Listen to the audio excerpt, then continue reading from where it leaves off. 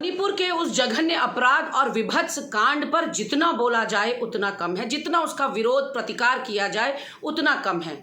और एक फौजी की पत्नी होने के नाते मेरे दिल पर तो और ज़्यादा गहरी चोट पहुंची है, इसलिए क्योंकि एक करगिल के योद्धा की पत्नी को नंगा परेड कराया गया और उसके साथ सामूहिक दुष्कर्म हुआ है।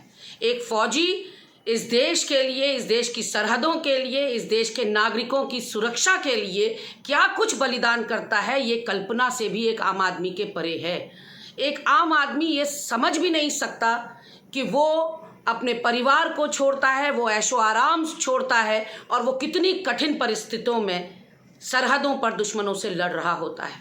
और उसी योद्धा की पत्नी को आज उसी के देश में इस तरह का उसके साथ अपराध किया गया है जो कि अमानवीय है, जो कि नृशंस है।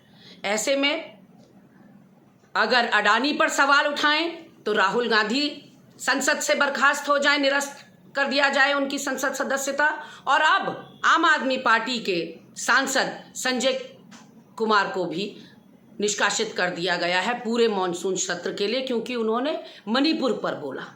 यानी कि अब इस देश के विधायक, इस देश के सांसद, इस देश की जनता की आवाज़ उठाने से भी कतराएंगे। इस तरह की तानाशाह सरकार इस देश में आ गई है।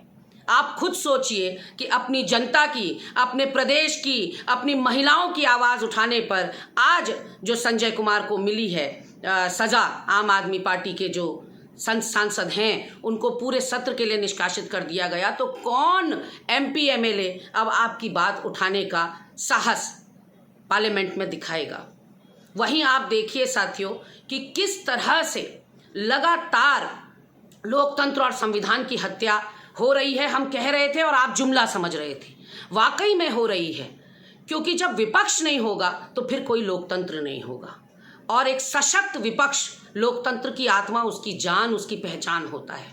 आप वोट करते रहिए एक दल को और फिर भुक्तभोगी आप होंगे, क्योंकि न्यायपालिका भी उसकी हो जाएगी, ब्यूरोक्रेसी भी उसकी हो जाएगी, विधायिका भी उसकी हो जाएगी, तो फिर आपकी सुनवाई कहाँ होगी ये आप खुद समझ सकते हैं।